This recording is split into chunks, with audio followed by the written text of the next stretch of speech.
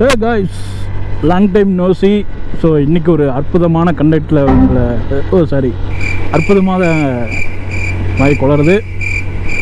ஒரு நல்ல ஒரு கண்டென்ட்டில் உங்களை மீட் பண்ணுறதுல ரொம்ப சந்தோஷம். ஸோ இன்றைக்கி என்ன பண்ண போகிறோன்னா, இன்றைக்கி வண்டியை சர்வீஸ் பண்ண போகிறோம். ஸோ அதனால தான் எங்கள் வீட்டிலேருந்து ஒர்க் ஷாப்புக்கு போயிட்டுருக்கேன்.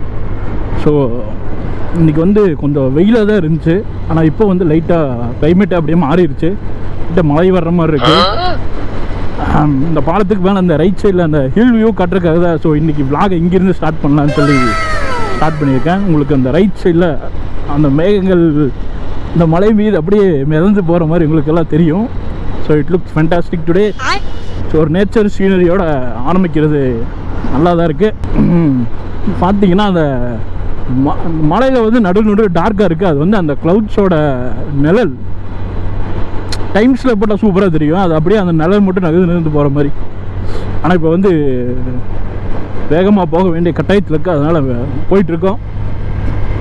அதுவும் இல்லாமல் வண்டியில் என்ன பிரச்சனைன்னு கேட்டிங்கன்னா, வண்டி ஃபுல்லாக பிரச்சனையாக தான் இருக்குது. மெயின் என்னென்னா, இப்போ 42,065 கிலோமீட்டர் கிளாக் பண்ணியாச்சு. ஸோ அது ஃபஸ்ட்டு இன்ஜின் ஆயில் மாற்றணும், அதுக்கப்புறம் ஏர் ஃபில்டர் மாற்றணும். வண்டி லைட்டாக அடைக்குது. ஸோ க்ளீன் பண்ணி போட முடியாது, இது BS6, அதனால் சேஞ்ச் பண்ணி தான் ஆகணும். வேறு எதுவும் இல்லை, பேசிக் இது 2 மட்டும் சேஞ்ச் பண்ணால் போதும். ஸோ இன்றைக்கான vlog அதாக தான் இருக்கும். எப்படி ஒரு இன்ஜின் ஆயில் மாற்றுறது, அந்த ஏர் ஃபில்டர் சேஞ்ச் பண்ணுறதுன்னு பார்க்க போகிறோம். அது இல்லாமல் வண்டியில் நிறைய டேமேஜஸ் இருக்குது. மெயினாக வாட்டர் வாஷ் ஒன்று பண்ணணும். ஸோ அங்கேருந்து தான் இன்றைக்கி வந்து இந்த vlogல தொடரப்போகுது. ஸோ இப்போ வந்து ஸ்ட்ரெயிட்டாக நம்ம கவுண்டம்பாளையத்துக்கு நோக்கி சென்று கொண்டிருக்கிறோம். வண்டி போக மாட்டேங்குது. ஷிட்டு ஃப்ளூயண்ட் இல்லை வண்டி, கொஞ்சம் லைட்டாக சவுண்டில் வர ஆரம்பிச்சிருச்சு. இன்ஜின் ஆயில் இல்லாதனால. இன்ஜின் ஆயில் இருக்குது, ஆனால் கொஞ்சம் ரொம்ப யூஸ் பண்ணதுனால அந்த மாதிரி இதெல்லாம் வருது, சவுண்டெல்லாம் வருது. அதுவும் இல்லாமல் வண்டியில் நிறைய வேலை இருக்குது. Oscillator cable, clutch cable, clutch இல்லை பிரேக் கேபிள்ஸ், அதெல்லாம் மாற்றணும். ஸோ இப்போதைக்கு பட்ஜெட் ரொம்ப டைட்டாக இருக்கிறதுனால இந்த 2 விஷயம் மட்டும் ஃபோக்கஸ் பண்ணியிருக்கேன். அதுவும் இல்லாமல் ஃப்ரண்ட் பிரேக்ஸ் வேறு அடிக்கடி லேக் ஆகுது. அதுவும் மாற்றலாம் ட்ரை பண்ணுறேன். பட்டு இப்போதைக்கு அதுக்கான சூழ்நிலை அமையல. ஸோ அதனால் என்ன பண்ணலான்னா, பிரேக்ஸு வந்து டைட் பண்ணிக்கலாம். இப்போ தெரியுதா? உங்களுக்கு தெரியும்னு நினைக்கிறேன். ஸோ ஆடியோ ரெக்கார்ட் ஆகுதுன்னு நம்புகிறேன். ரெக்கார்டான சந்தோஷம். ஸோ ஹில் வியூ பார்க்குறக்கே கொஞ்சம் சந்தோஷமாக இருக்குது. 2-3 நாளாக வீட்லேயே இருந்து இன்றைக்கி தான் வெளியே வந்தேன். So happy to roam outside of the home. அதுவும் இல்லாமல் வண்டியில் பிரேக் ரொம்ப கம்மியாக இருக்குது. இப்போ வண்டி அங்கே வருதுன்னா ஒரு 10 மீட்டர் 15 மீட்டர் முன்னாடியே வண்டியை ஸ்லோ பண்ணிடலாம், இல்லைன்னா நிற்காது. பேக் பிரேக் ட்ரம் ஃபுல்லாக அவுட்டு, அப்படியே வலிக்கிட்டே போகும். ஃப்ரண்ட் ஓரளவுக்கு ஓகே, ஆனால் அப்போவும் கம்மியாக தான் இருக்குது. பீப்ரே ரொம்ப கம்மியாக இருக்குது. ஸோ பார்ப்போம் இன்றைக்கி போய் எந்தளவு இந்த கண்டென்ட்டை இன்ட்ரெஸ்டிங்காக கொண்டு போக முடியும்னு பார்ப்போம். இல்லை வருங்க டிஸ்டி, இந்த லாரி, வண்டி, கார், ஆட்டோ இதுக்கெல்லாம் கண்ணு படக்கூடாதுன்னு இந்த டிஸ்டியில் கட்டுவாங்க. இந்த ரோடு ஸ்ட்ரைட்டாக தான் போகும். மேலே வானம், நடுவில் மேகம், அது மட்டும் தான் ஃபுல்லாகவே இருக்கும். கொஞ்சம் தூரம் போனால் இது அப்படியே க்ளோஸ் ஆகிடும், ஃபுல்லாக சிட்டிக்குள்ளே போயிடும். ஸோ கொஞ்சம் உள்ளே போயிட்டு சிட்டிக்குள்ளே போயிட்டு கேட்ச் பண்ணுறான். ஓகே, இந்த அழகான வண்டியை பார்த்தேன். இது வந்து வெஸ்பா தான், என்ன மாடல்னு தெரியல. 2 ஸ்டோவ் ஃபுல் ரீபெயிண்ட் பண்ணி பக்காவாக ஓடிட்டு இருக்காரு. ஹெல்மெட்லாம் போட்டு ஓட்டிகிட்டு போயிட்டுருக்காரு. நைஸ். இந்த மாதிரி விண்டேஜ் பைக்ஸை பார்க்க அழகாக இருக்குது. ஸோ கலரும் சரியான ஒரு கலராக இருக்குது. நியான் ப்ளூ பிடிக்கிற மாதிரி இருக்குது. ரொம்ப நேரமாக அமைதியாகவே வந்துட்டு இருந்தேன், எதுவும் பேசுகிறதுக்கு தோணலை. அதனால் இப்போ தான் அந்த வண்டியை பார்த்தோன்னே சரி உங்களுக்கு காட்டலாமே அப்படின்னு ஓப்பன் பண்ணேன்.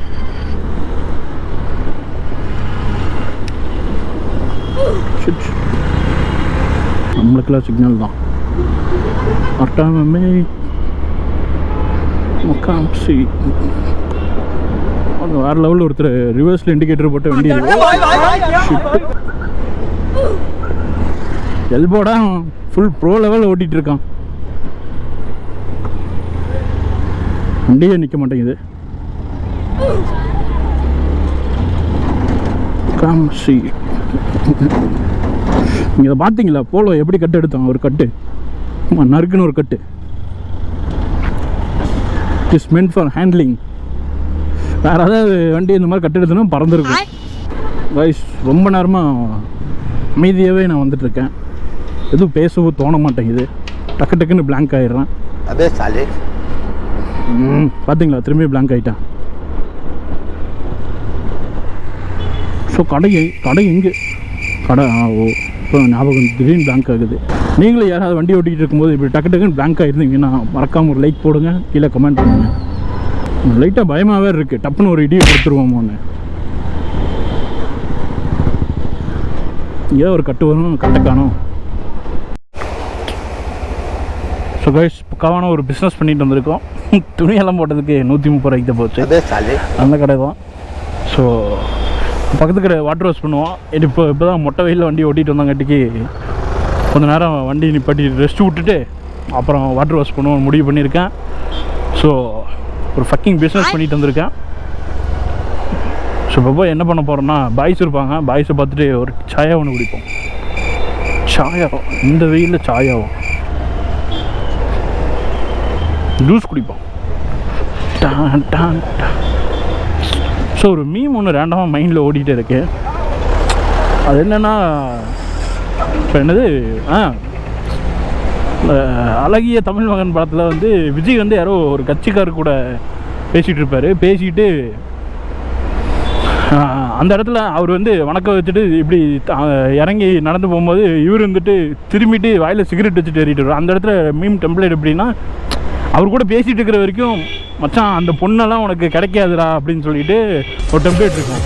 சரிங்க வணக்கம் அப்படின்னு சொல்லிட்டு இவர் இறங்கினோன்னே இப்படி சிகரெட் எடுத்து வாயில் வச்சு இப்படி திரும்பினோன்னே அந்த பொண்ணை கரெக்ட் பண்ணி ரொம்ப நாள் ஆச்சுடா அப்படின்னு சொல்லிட்டு இன்னொரு டெம்ப்ளேட் வரும். லிட்டரலி அது கொஞ்சம் நல்லா இருந்துச்சு. அது வந்து ரீக்ரியேட் பண்ணுற மாதிரி நான் என்ன சொல்லியிருந்தேன்னா,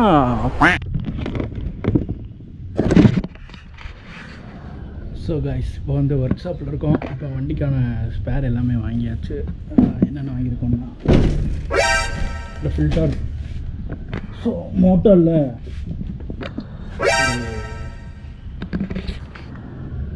7100 10W40 ஃபுல்லி சிந்தட்டிக் யூஸ் பண்ணுறோம். எதனால் ஃபுல்லி சிந்தட்டிக்னா, ஆக்சுவலாக பைக்கு ஊற்றுறது எதனால் ஸ்கூட்டருக்கு இது யூஸ் பண்ணுறதுன்னா, போன தடவை வண்டி ஆயில் இல்லாதங்காட்டிக்கு ஒர்க் ஷாப்பில் ஃபுல்லாக புல்லட் தான் யூஸ் பண்ணுறோம். ஸோ புல்லட்டுக்கு ஊற்றுற ஆயில் வந்து இன்றைக்கி ஊற்றிட்டேன். இந்த தடவையும் மிஸ் மேட்ச் ஆகக்கூடாதுன்னு இதையே ஊற்றுறேன். ஆனால் போன தடவை ஊற்றுனது வந்து 10W50 15W50 தெரியல. ஸோ ஹை ஃபுல்லி சிந்தட்டிக் தான். ஸோ அதுக்காக இதை சூஸ் பண்ணியிருக்கோம். Performance, protection, early start. So கொஞ்சம் ரொம்ப தூரம் ஓட்டலாம். ஸோ ஒரு 2000 2500 3000 ஒரு கொஞ்சம் புஷ் பண்ணி ஒரு 4000 வரைக்கும் ஓட்டலாம். ஸோ கிட்டத்தட்ட 42 96 ஒரு 4 ஓட்டுனா 4200 வந்துடும். ஸோ அதனால் ஆயில் சேஞ்ச் பண்ணுறோம்.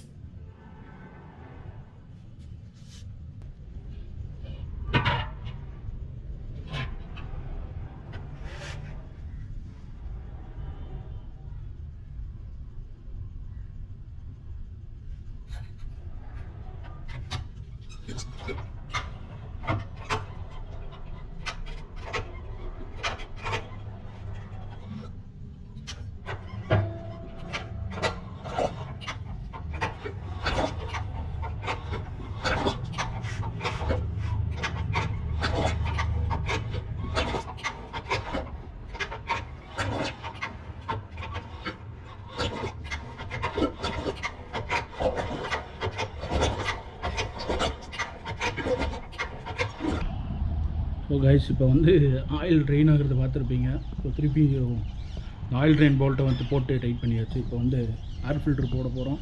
அதை வந்து டைம் ஸ்லாப்பில் பார்ப்பீங்க. ஓகே,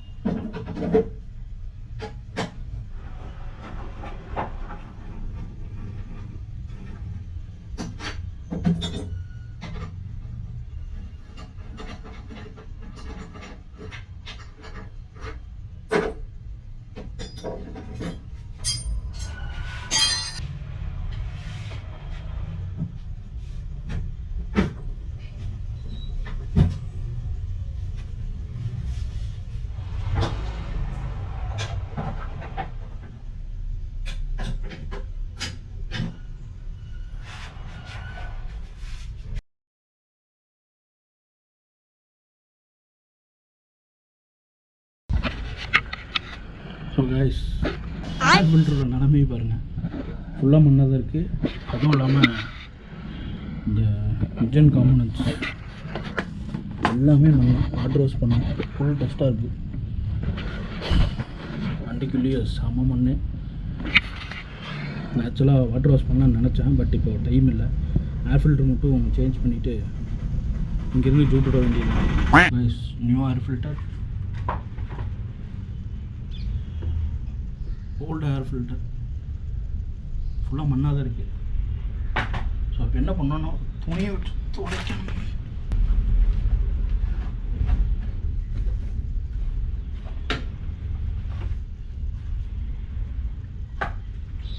ஏர் ஃபில்டருக்குள்ளே பாருங்கள் எவ்வளோ மண்ணு இருக்குது.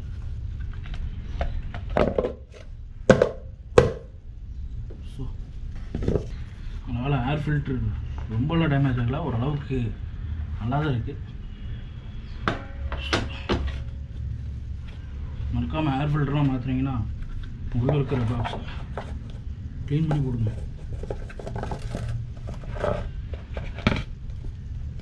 ஏன்னா இதில் இருக்கிற பார்ட்டிகல்ஸு அப்படியே ஸ்லட்ஜாக மாறிடும். அடிச்சில் க்ளீன் பண்ணுறதே கொஞ்சம் கஷ்டம். கழட்டும் போதே லைட்டாக க்ளீன் பண்ணிட்டீங்கன்னா பிரச்சனை முடிஞ்சு.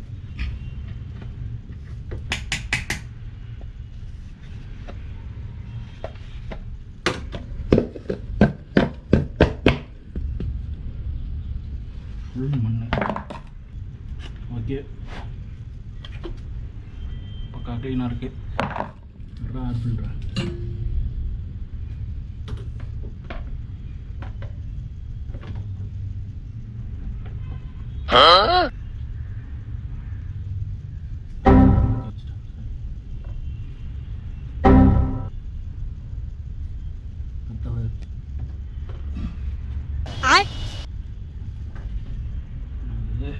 अबे साले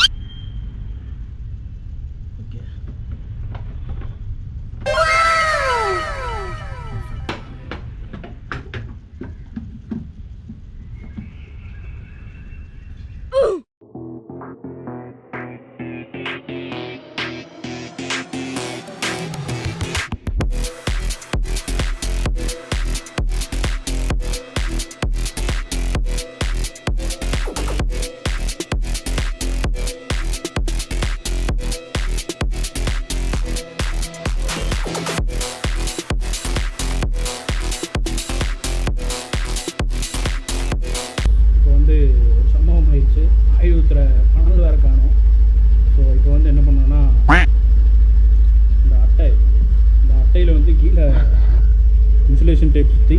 ஸோ இது மூலிமா ஆயில் ஊற்றுனேன். கிட்டத்தட்ட 550 ml 50 ml எனக்கு வந்து கீழே போயிடுச்சு. 600 ஊற்றிருக்கேன்.